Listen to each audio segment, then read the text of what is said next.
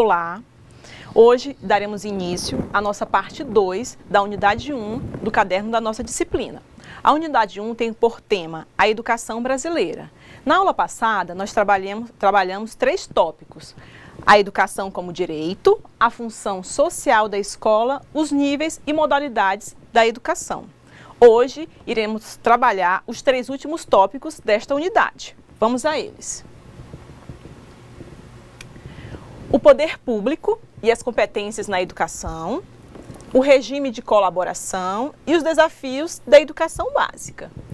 Ao final do estudo desses 3 tópicos, nós estaremos finalizando a nossa unidade 1 do caderno da nossa disciplina.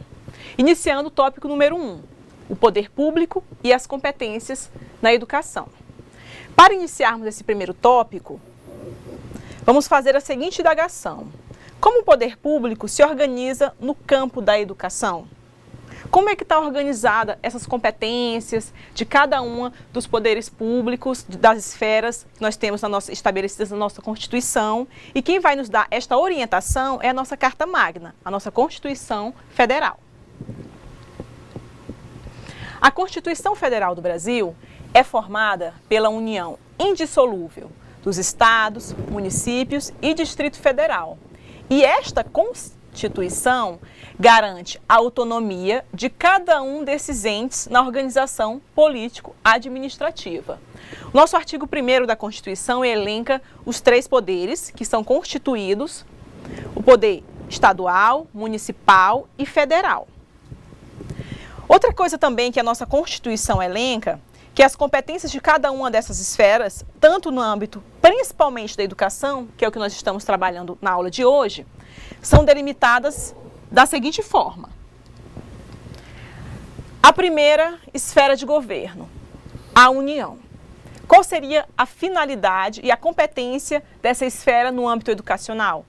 A nossa Constituição cita: compete à União elaborar e executar planos nacionais e regionais de ordenação do território e desenvolvimento econômico e social, nosso artigo 21. Já uma competência que é privativa da União. O que seria uma competência privativa? Aquela que só cabe à União. Iremos ver também a competência concorrentemente, que tem conceitos diferenciados dentro da Constituição. Como eu citei anteriormente, é privativo da União legislar sobre diretrizes e bases da educação. O seu artigo 22 da Constituição, inciso 24, cita muito bem essas competências. Outra competência também que é estipulada para a União é a competência comum. E essa competência, como o próprio nome já cita, ela é comum tanto à União, aos estados, ao Distrito Federal e aos municípios, as 3 esferas do poder público. A essas 3 esferas compete cuidar da saúde e assistência pública, da proteção e garantia das pessoas portadoras de deficiência. Essa competência comum, como o próprio nome já sugere, é comum. Tanto a União, os estados, o Distrito Federal e os municípios têm a responsabilidade de atender os direitos que está sendo elencado no artigo 23. Uma outra competência também da União é proporcionar os meios de acesso à cultura, à educação e à ciência. E, novamente, essa competência, ela não é privativa somente da União, ela é uma competência comum às 3 esferas governamentais. Outra prioridade também e competência é estabelecer ou implantar a política de educação para a segurança no trânsito. O artigo 23 da nossa Constituição elenca muito bem isso. Agora nós iremos falar das competências que são tanto comuns ao Distrito Federal e aos estados, e à União. Compete à União, aos estados e ao Distrito Federal legislar concorrentemente. O que seria legislar concorrentemente? Funciona da seguinte forma: temos as 3 esferas de poder: municipal, estadual e federal. As unidades educacionais municipais pretendem criar legislações no âmbito municipal. Só que antes dessa esfera municipal criar esta organização, ela deve observar se a esfera estadual já não tem algo regulamentado. Se tiver, deverá se basear nela. E assim sucessivamente. Se o Estado necessitar criar uma nova legislação educacional, deverá observar se a União já não regulamentou. Caso não, tem que estabelecer essa política de hierarquia. Isso é legislar concorrentemente, ou seja, de acordo com a hierarquia municipal, estadual e federal. Além de legislar também concorrentemente sobre a proteção e integração social das pessoas portadoras de deficiência, ou seja, outra finalidade e outra competência que compete à União, aos estados e aos municípios concorrentemente, garantir o direito aos portadores de algum tipo de necessidade. Bom, antes de adentrarmos ao nosso segundo tópico, regime de colaboração, podemos enfatizar, professora Andréa, que essas competências, a Constituição ela elenca da seguinte forma: competência comum, competência privativa e competência concorrentemente. A senhora citou na aula passada, agora relembrando, nós falamos sobre a educação infantil, Sim. que mais à frente desta aula nós iremos informar que a educação infantil é uma competência obrigatória dos municípios, não é verdade? Exatamente. Também nós podemos trabalhar em parceria, né, que você vai falar mais à frente, ou seja, o Estado, ele colabora com o município, né, oferecendo também a educação de 1º a 5º ano, o município pode colaborar com o Estado, oferecendo a educação de 6º ao 9º ano, que obrigatoriamente é competência do Estado, e o ensino médio, né, obrigatoriamente é competência do Estado, mas essas esferas podem trabalhar em regime de parceria, né? Ou seja, uma esfera colaborando com a outra para poder garantir os direitos do cidadão. E essa colaboração já nos remete ao nosso segundo tópico, regime de colaboração. Exatamente. Antes de adentrarmos explicitamente no conceito de regime de colaboração, vamos acrescentar algumas informações. A nossa Constituição cita e estabelece que a União, como eu citei anteriormente, os estados, o Distrito Federal e os municípios organizarão os seus sistemas de ensino. O que seria esses sistemas de ensino? Todas as unidades educacionais que são abrangidas nos 3 níveis, estadual, municipal e federal. Não é, professora Andréa? Exatamente. E será que as instituições privadas, professora Andréa, pertencem também? É considerado um sistema de ensino? Sistema de ensino, né? Mas eu acredito que às vezes até a própria escola particular, né? O regime particular, ele também pode colaborar com o município, com o Estado, em regime de parceria, desde que, né, tanto o interesse como o outro, né, seja atendido em prol do cidadão, né? E a gente vê em muitas esferas aí que realmente isso pode acontecer. A gente vai ver lá para frente que existem situações em que a escola particular, né, o regime privado, faz parceria com o município e o Estado. Isso mesmo. Então, como o próprio nome sugere, é regime de colaboração. Não está limitado, tem que ser somente colaboração entre instituições públicas. As instituições privadas também podem fazer esse tipo de regime de colaboração. Então, como eu elenquei anteriormente, a Constituição, ela estabelece tanto para a União, os estados, o Distrito Federal e os municípios, a organização de seus sistemas de ensino, em regime de colaboração. Então, para uma leitura mais aprofundada, façam uma visita, né, uma leitura ao nosso artigo 211 da Constituição. Sendo assim, a ideia do regime de colaboração indica a necessidade de existir entre esses 3 níveis que citamos anteriormente, a administração pública, a articulação colaborativa para os objetivos educacionais.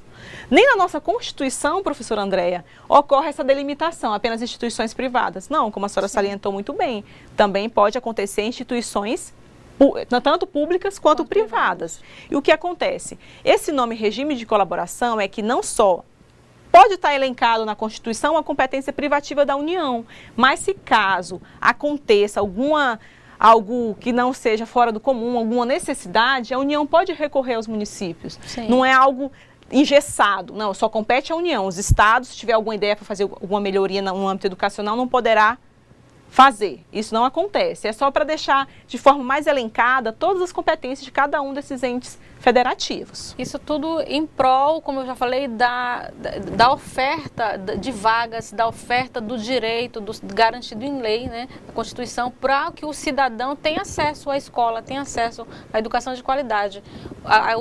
O Estado pode fazer parceria com o município com o Estado, com instituições privadas, a fim de oferecer uma melhor educação para os alunos, né, para que os pais tenham esse acesso aí para matricular seus filhos. Né? Isso mesmo, ou seja, o objetivo comum de qualquer tipo de instituição educacional, independentemente de ser pública ou privada, é a qualidade do ensino. Então, esse regime de colaboração visa isso. A principal característica do regime de colaboração é garantir de forma efetivada uma educação de qualidade. A Constituição também, ela delimita a atuação dos sistemas de ensino da seguinte forma. No primeiro tópico, nós citamos como é que está distribuído as competências do poder público no âmbito educacional. Agora iremos enfatizar de maneira pormenorizada cada uma dessas competências. Primeira esfera governamental, a União. Ela organizará o sistema federal de ensino, financiará as instituições de ensino públicas, federais e exercerá uma função redistributiva e supletiva, junto aos estados, Distrito Federal e municípios, mediante assistência técnica e financeira. O que seria essa função redistributiva e supletiva da União? Como é que acontece? Um exemplo. A União, para exercer a função redistributiva, ela verifica que uma instituição, uma escola no nível municipal está necessitando de recursos. Desculpa. E ela tem esse recurso. Ela vai distribuir esse valor, vai dar essa assistência financeira a essa escola, independentemente se for municipal ou estadual, e vai suprir aquela necessidade. Essa seria uma função redistributiva. Já a supletiva, como o nome já sugere, as instituições, tanto na esfera municipal e estadual, receberam aquele recurso que anualmente é repassado, só que não foi suficiente para atender a demanda. A União, poderá ofertar um novo valor econômico, suprindo aquela necessidade que não teve como ser, como eu posso dizer, compreendida no primeiro orçamento, não é, professora Adriana? Os próprios recursos federais, né, eles remetem para isso. A União, ela faz a distribuição de acordo com os índices, então por isso que a gente sempre cita aqui o IDEB, as escolas com baixo IDEB, as escolas que não atingiram a média. Então a União, ela dá esse privilégio para essas escolas para poder estar dentro desse planejamento para que todas realmente tenham um ensino de qualidade. Verificamos que muitas escolas que estão com essa deficiência recebem mais recursos. Então, por isso que a gente entende porque algumas escolas recebem mais recursos federais e outras não, devido a essa questão. Baixo índice, né, de aproveitamento, então a União procura, né, dar mais recursos para que essas escolas tenham realmente esse objetivo atingido. Isso. Então, uma das principais características da competência da União é suprir, através de uma função redistributiva e supletiva, os recursos que não foram suficientes para que fosse garantido, tanto na esfera municipal e estadual, uma educação de qualidade. Então, a União tem como principal característica e função essa, a de redistribuição de valores, de acordo com a necessidade de cada um dos entes federativos, ou municipal e estadual, e de suprir, caso o valor que é recebido anualmente não contemple, né, seja insuficiente, não contemple uma educação de qualidade. Agora vamos partir para as competências dos estados, Distrito Federal e dos municípios. Bom, uma coisa que deve ser observado nessas competências é o seguinte: a palavra-chave prioritariamente, que não significa necessariamente que os outros entes federativos não poderão atuar também nesse sistema. Os estados e o Distrito Federal atuarão prioritariamente no ensino fundamental e médio. Os municípios já atuarão prioritariamente no ensino fundamental e na educação infantil. Como a professora Andréia citou na aula passada, e nessa aula também, que a ausência ou então a oferta irregular de vagas no ensino infantil, essa carência compete inicialmente, de acordo com a Constituição, aos municípios. Né? Então, porque já que houve essa delimitação pela Constituição, a gente fica se perguntando, houve uma delimitação, mas será que cada entidade, né, o município, ele está cumprindo com seu papel, o Estado está cumprindo com seu papel, que é o ensino médio prioritariamente, né? Então a gente fica... O município é de responsabilidade da educação infantil, então cabe ao município ofertar o número de vagas suficiente de creche e educação infantil. Infelizmente, a gente sabe que hoje na nossa capital, né, a gente tem uma baixa oferta de vagas, isso então cabe a cobrança ao município. Ou seja, não é suficiente, infelizmente. Tudo bem que a nossa Constituição, que a nossa Carta Magna elenca, mas ainda não ocorre uma redistribuição efetiva desse orçamento. Alguns estados ou municípios são contemplados em contrapartida de outros, então assim, não existe ainda, não foi estabelecido um equilíbrio ainda. Outra coisa também que nós poderemos elencar seria a competência dos municípios, como citamos, a educação infantil, principalmente, mas isso não impede que os estados, caso tenha algum recurso em excesso, que sobrou em função de alguma demanda, ele possa fazer uma distribuição para a educação infantil. Ou uma parceria também, que a gente sabe que com uma questão da colaboração, para que seja ofertado, seja garantido o direito do cidadão. Isso, então assim, esses 3 níveis, gente, como eu posso dizer, organização do poder público, quanto à esfera municipal, estadual e federal, é apenas para ficar claro algumas competências, mas não significa que essas competências são engessadas, que elas não podem ser modificadas de acordo com a situação.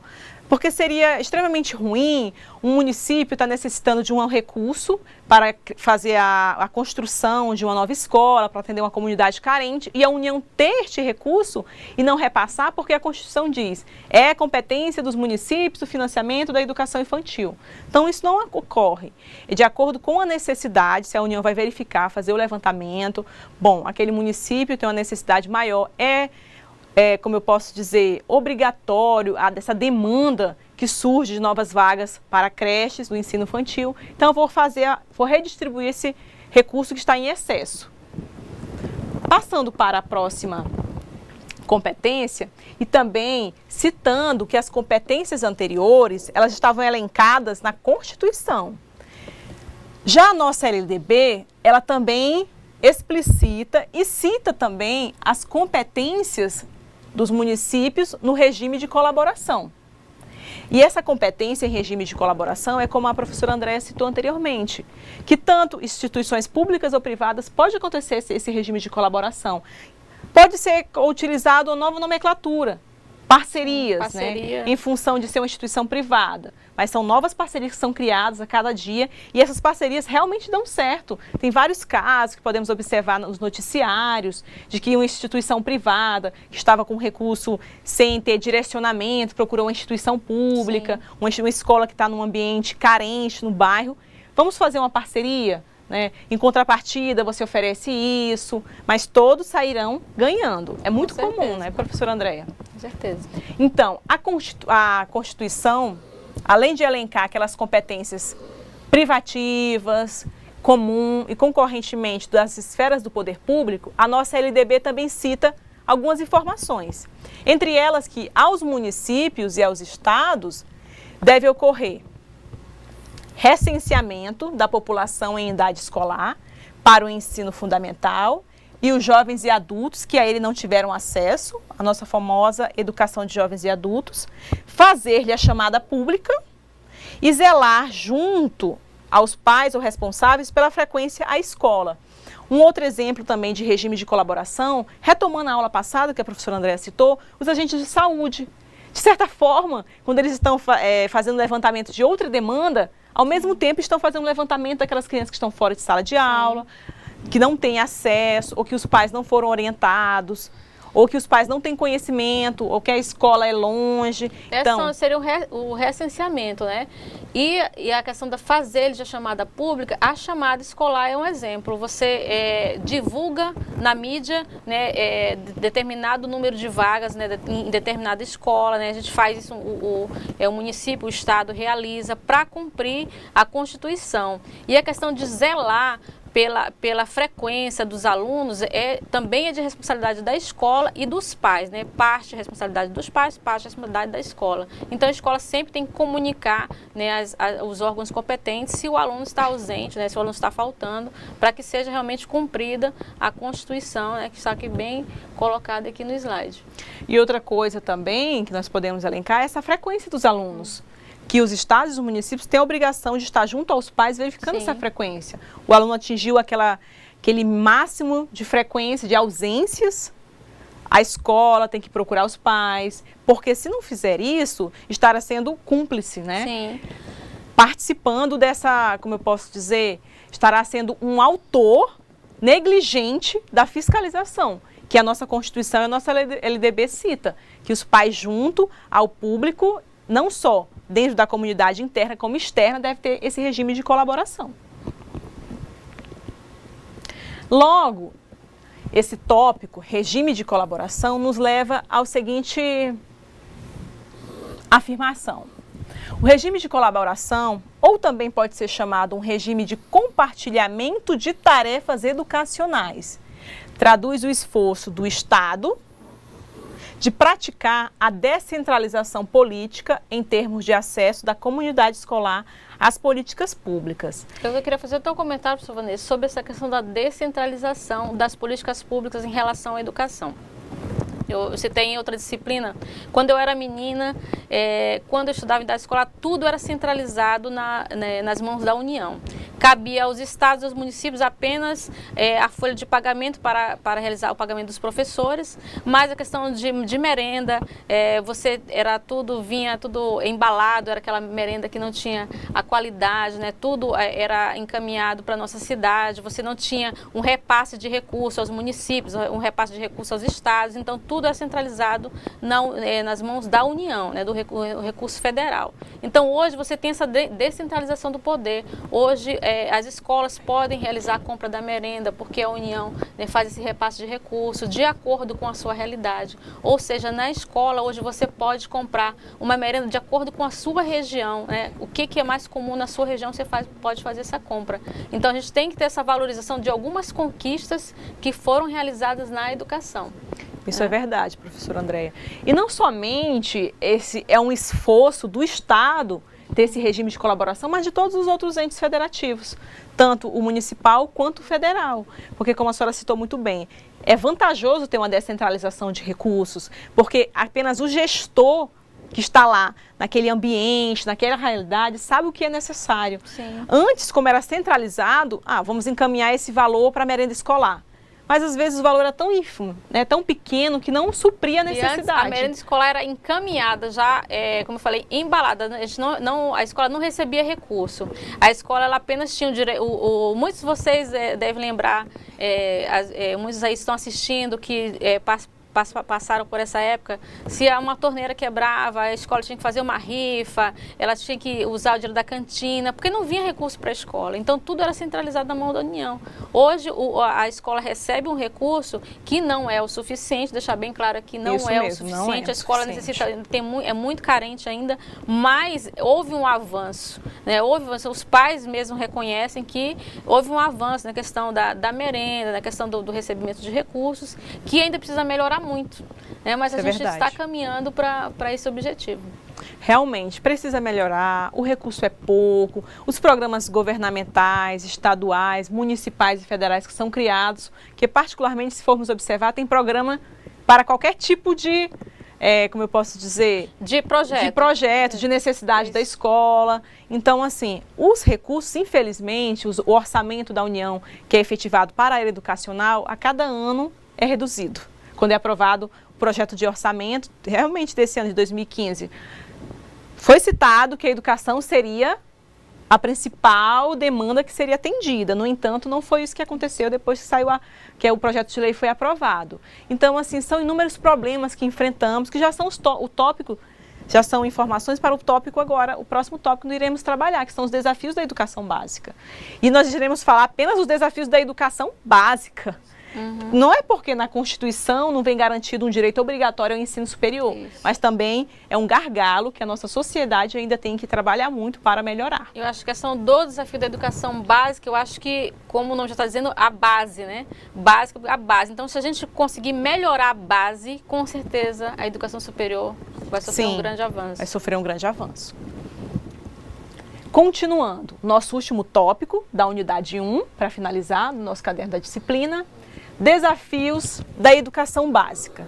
Relembrando que a educação básica é formada pelo ensino infantil, pelo ensino fundamental e pelo ensino médio. Esse segundo tópico, o terceiro tópico, ele irá falar um pouco mais sobre dados, sobre pesquisas, tanto do IBGE quanto do Instituto Anísio Teixeira. E esses dados são relativos a 2010. Bom, professora, mas já estamos em 2015, mas se com certeza formos observar, esses dados ainda têm vigência, ainda realmente são dados que estão na nossa realidade. Vamos a ele. Iremos citar abaixo alguns dos dados do Instituto Brasileiro de Geografia e Estatística do ano de 2010, referentes à alfabetização, frequência à creche e à escola, anos de estudo e série, ou nível educacional, concluído pela população brasileira. Vamos a ele. A primeira informação. Em 2010, quando esse levantamento foi feito, havia 14 milhões de analfabetos com mais de 15 anos de idade. Outra coisa também, as taxas de analfabetismo da área rural eram, em média, 3 vezes maiores que a da área urbana. A taxa de escolarização das crianças de 6 a 14 anos atingia quase universalização, com atendimento de 97%. Um ponto positivo, podemos citar. E quase 1/3 da população estudava. Também, qualquer tipo de melhoria já é um avanço. Só que esse dado e esse dado aqui também, principalmente esse, ainda é muito comum na nossa realidade. Infelizmente, no âmbito rural, as escolas rurais, elas não estão tendo uma atenção e, de certa forma, um financiamento como deveria. Até o próprio acesso da criança que estuda em escola rural é difícil, né? A questão da... vamos remeter aqui nossa região, a questão das chuvas, né? A questão do ônibus escolar prejudica o deslocamento dessa criança à escola, então isso vai levando até a desistência, vai levando a uma desmotivação, né? Então as crianças aí são levadas às vezes ao trabalho, então as políticas públicas, como você citou, ainda são ausentes, né? Principalmente a esse público da área rural. Da área rural. E principalmente o acesso, eu acho que é uma das características principais dessa defasagem educacional no ambiente rural. Porque crianças que moram longe, que têm que utilizar barco, às vezes tem que ir a pé, 1, 2, 3, 4 quilômetros, saem de manhã para ir à escola e retornam só no final da tarde, porque não tem transporte. E quando tem, ainda é um transporte perigoso. Transporte que não é seguro, podemos observar isso nos noticiários. Aquelas crianças sendo transportadas para a escola de maneira insegura, sem cinto de segurança, o ônibus com aquele estado de calamidade, os barcos também. Muitas crianças, infelizmente, sofrem acidentes nesse percurso, tanto de ônibus como também quando está utilizando o transporte aquático para chegar até a escola. E é um direito garantido em lei, o direito ao acesso à educação. Acesso à educação. Acesso esse de deslocamento, acesso ao número de vagas, e isso infelizmente não está sendo respeitado da maneira como tem que ser. Um exemplo que eu tive notícia nessa semana mesmo, nos noticiários, foi o caso de uma professora no interior, agora não me relembro do nome o nome do estado, mas que essa única professora, ela cuidava não só do ensino, mas ela cuidava da parte física da escola, da estrutura, chamava amigos, parentes para pintar a escola, a alimentação. Então esse caso foi bastante noticiado, ou seja, ela, numa entrevista que ela concedeu, ela disse que não conseguia observar aquela calamidade que estava acontecendo e as crianças não tinham culpas. E as crianças ficavam tão felizes daquele ambiente tão simples, mais organizado, mais limpo, para poder estudar e se sentiam tão motivadas, porque um outro problema também são os nossos docentes. Não podemos culpá-los que eles se evadem dessas escolas rurais, são as condições. Condições de trabalho, condições de acesso, falta de políticas públicas, você vê que o seu trabalho ele é reconhecido pelos alunos, mas pela sociedade está sendo desvalorizado, então realmente fica desmotivante para qualquer profissional, né, você continuar no acesso numa educação que realmente não te dá um retorno, né, não só financeiro, mas também como pessoal, como social, né? Isso mesmo, e essas políticas de valorização da carreira docente, ela deve ser efetivada em todos os níveis, não só em relação aos municipais, estaduais ou federais, é um direito que deve ser comum a todos. Por isso que deveria, na minha opinião, ter uma equidade de salários, não ter essa divergência no âmbito escolar, estadual, municipal ou federal. É um desafios da educação básica. Né? Inúmeros. Nós estamos citando aqui uma parte, né? Mas são inúmeros. Outra coisa que podemos citar também, que foi uma pesquisa agora em conjunto com o IBGE e o Instituto Anísio Teixeira, no ano de 2010, que cita: quanto maior o nível de rendimento da família per capita, maior a taxa de escolarização de crianças de 4 a 6 anos. Outro dado importante também é que a defasagem da idade série continua sendo um dos grandes problemas da educação básica. A proporção maior é na região Nordeste. Realmente, entre as nossas 5 regiões, que está distribuído o nosso país, a região Nordeste é aquela que sempre está nos noticiários, com notícias de escolas desestruturadas, com algum acontecimento não comum, algo assim extraordinário, coisas que acontecem. A escola não tem água, a escola está sem merenda escolar desde 2010. Não, são dados alarmantes. A região salários norte atrasados. Atrasados, salários docentes ainda não atingiram o piso, né, nacional, não chegar nem perto do piso nacional. Então os professores realmente se sentem desmotivados, né? Muitos professores saem da região Nordeste para vir para a região Norte, né, que é onde ainda é melhor, né, do pagamento dos professores. Então isso aí vem tudo contribuindo para que a região Nordeste fique dentro desse quadro.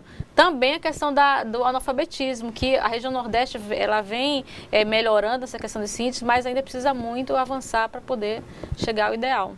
Ou seja, ainda acontece e existe e há essa disparidade em relação de investimento entre as regiões. Não há uma distribuição de recursos igualitário. Uma região sempre sai beneficiada em contrapartida de outra, e infelizmente a região Nordeste, uma das maiores, é aquela que sempre está sendo prejudicada. A demanda para atender não é suficiente, os profissionais são os menos valorizados. Se tivesse as políticas de equiparação de salários realmente efetivado, tudo bem que poderíamos diminuir, não iria erradicar esse quadro, mas iria diminuir. E os nossos docentes se sentirem mais motivados a nossos alunos a sentirem, como eu posso dizer, não só sentirem, mas terem o prazer de também serem docentes. Porque esse é um quadro de inúmera disparidade. Grande, se você fizer um comparativo entre a região Nordeste e a região Sul. Você vê uma grande disparidade na questão da estrutura da escola, do pagamento dos professores, de uma política educacional, dos projetos, né, dos projetos de dentro da escola mesmo. Então você vê uma grande diferença. Aí a gente se pergunta o porquê isso acontece dentro do mesmo país, uma disparidade tão grande entre as regiões. Isso é verdade. Esse outro dado aqui também me chamou a atenção, porque cita: quanto maior o nível de rendimento familiar per capita, maior a taxa de escolarização de crianças de 4 a 6 anos. Ou seja, ensino infantil, né, professora Andréia? Se os pais têm condições de colocar seus filhos em escolas particulares, em uma escola pública, que tem a diferença que nós citamos na aula passada, de qualidade, realmente o nível de escolarização vai ser maior. E também o pai vê a necessidade de a criança ter acesso à escola. Quanto maior a escolaridade dos pais, mais ele tem consciência da necessidade de seu filho permanecer na escola, na idade escolar. Então a gente vê que realmente as pessoas com baixa renda têm uma dificuldade de acesso às creches e principalmente à educação infantil, que prejudica também a economia, como eu citei na última aula. Isso é verdade. As mães não podem trabalhar porque precisam ficar com seus filhos em casa. Isso é verdade. Dando seguimento a outros dados que foram levantados nesta pesquisa de 2010, o nível de rendimento familiar influencia decisivamente nos anos de estudo da população adulta, como a professora Andréa citou muito bem. De acordo com a condição econômica de cada família, você já pode fazer uma estimativa se essa criança, se esse adolescente vai progredir no ambiente escolar, em função, é claro, da economia dos seus pais. Outro dado importante também que nós podemos acrescentar são as diferenças educacionais encontradas entre grupos étnicos, ou seja, nossa educação indígena, nossa educação especial também inclui isso, são as diferenças, não tem uma equiparidade ainda. A população negra, né? Isso, a população negra, muito bem lembrado, professora. Outra coisa também é que há diferenças entre as áreas rurais e urbanas e o baixo rendimento nominal per capita dos estudantes brasileiros. Enfatizamos também isso agora há pouco, que não tem como, gente, há e existe, e pelas condições, pelos dados que nós nos mostrado no decorrer dos dias e dos anos, essa disparidade está um pouco longe de ser controlada, né, de ser equiparada. A partir dessas informações, fica claramente demonstrado como é flagrante a reprodução das diferenças sociais na escolarização brasileira, ou seja, a nossa exclusão social. A partir de todos esses dados que foram levantados pelo IBGE no ano de 2010, comprovou que ocorreu um aumento da exclusão social. E outra coisa também, prova-se também como o Estado não vem cumprindo a sua tarefa primordial de ofertar uma educação em que quantidade e qualidade para o povo brasileiro, que está garantido, na nossa Constituição, como foi citado na aula passada. Ou seja, esses direitos não estão sendo enfatizados. O governo não está dando uma atenção, né, que deveria dar à educação. Então, em função disso, todos esses dados que foram levantados em 2010, a maioria ainda prevalece na nossa realidade.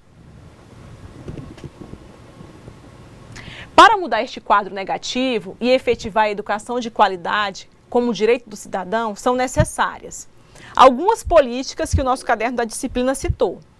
Políticas de financiamento. Essas políticas darão condições concretas para sustentar as demais políticas. Estas políticas também, entre elas a de universalização da educação básica com qualidade social, vai oportunizar um acesso e permanência e sucesso escolar do aluno. A política de valorização e formação dos profissionais da educação, que nós falamos anteriormente, que deve ter essa política para que os salários sejam equiparados. Isso irá propiciar salários de plano de carreira e formação inicial e continuada para todos os educandos, docentes e não docentes, todos aqueles que estão envolvidos no âmbito escolar. E políticas de gestão democrática, participação de todos na tomada de decisão dentro do ambiente escolar. Essas políticas de gestão democrática irão delimitar o caminho pelo qual o processo de democratização da educação poderá ser alcançado. Então, eu ia fazer uma colocação que eu sempre digo, no Brasil, nosso país não faltam leis. O que falta é vontade política. Na lei está muito bem delimitado. Você tem direito a uma educação de qualidade, independente da sua classe social, independente da sua etnia, independente da sua idade, mas infelizmente a lei garante, mas a vontade política deixa que essa lei não seja cumprida, né? Então, infelizmente, falta a efetivação dessas políticas, porque realmente, de fato, no papel elas existem, mas na realidade é um pouco complicado a gente afirmar.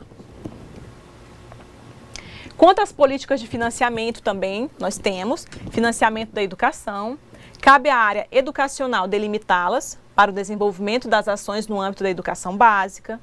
As verbas públicas destinadas à educação precisam ser consequências de um projeto educacional.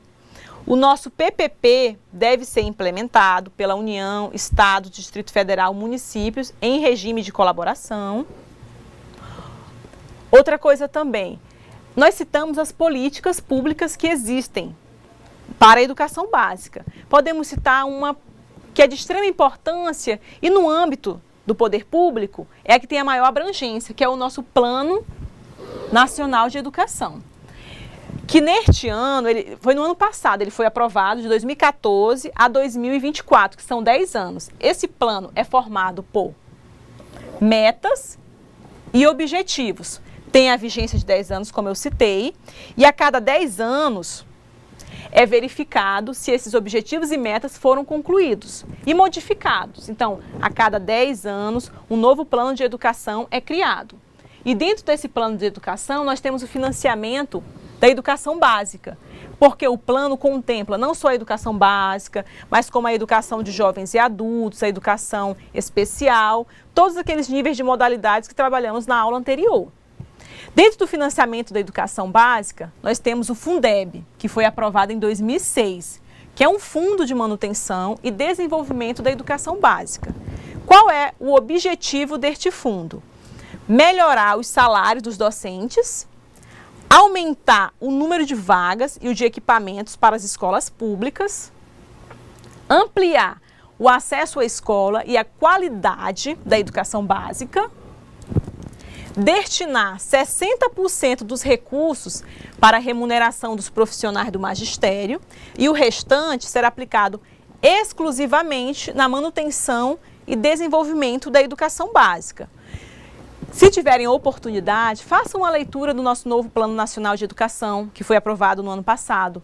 Lá está estipulado todos os objetivos e metas que devem ser alcançados nesse período de 10 anos, por todas as esferas do poder público. Outro ponto também que o nosso plano de educação aborda é a universalização da educação básica, que se configura nas seguintes dimensões. Universalização do acesso de todos à educação infantil, ao ensino fundamental e médio, garantia de padrão de qualidade necessária para a construção da cidadania. E a partir do que foi visto, gente, nesta aula, nós poderemos ter a seguinte conclusão, que uma política clara de gestão democrática, que é o que nós estamos trabalhando desde a aula passada, deverá estabelecer para as diversas instâncias do poder público e para a escola espaços para a participação da sociedade na tarefa de transformar a dura realidade educacional. Logo, é necessário que ocorra uma reformulação nas atribuições do Conselho Nacional de Educação, o fortalecimento dos conselhos estaduais e municipais de educação e a implantação tanto de conselhos escolares em todas as escolas, quanto do Fórum Nacional de Educação, ou seja, inúmeras políticas já foram criadas, no entanto, não estão sendo efetivadas. Logo, esta aula, ela trabalhou abordando principalmente as atividades, as competências de cada um dos entes do poder público no âmbito educacional. E na próxima aula iremos fazer a correção da nossa atividade, espero que tenham compreendido o assunto e aguardamos contribuições. Muito obrigada e até a próxima aula.